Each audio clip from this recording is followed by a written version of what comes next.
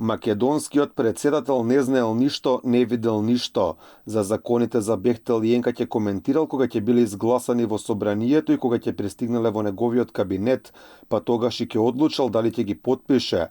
Пред тоа немало да говори ништо, а не испрати одговори да сме барале кај премиерот Димитар Ковачевски. Премиерот ќе биде таму. За овие работи најбољно. Владата со овие закони кои ги турка со европско знаменце си најде на проблем.